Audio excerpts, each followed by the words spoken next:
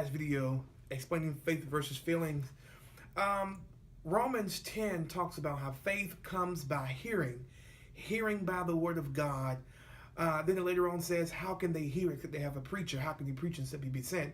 And I wonder when people begin to use their feelings to justify the way they conduct their lives, how often they go to church, how often they hear the word. And I think in hearing the word, that's how we learn what faith is really about.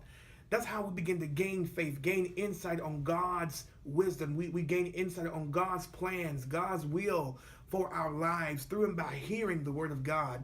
But too often, we don't want to be blindsided. We want things to be our way. We want to be able to see how things are going to turn out. And all those things really go against faith.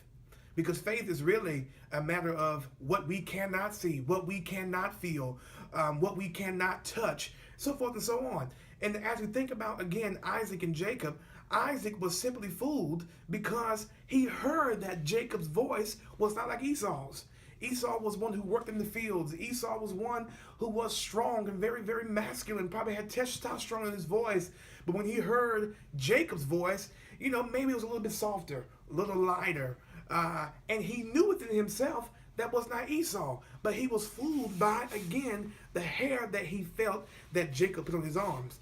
And I think we hear the word of God, and we know the word of God says concerning things like homosexuality. We know what the word of God says about things like lying and cussing and clubbing. And, we have our different views on drinking. I won't go there tonight. However, because we feel a certain way, we don't hear the word of God. And I think it leads us down a road that, again, we begin to contend or we begin to have a fight between our faith and our feelings. And sometimes feelings just win.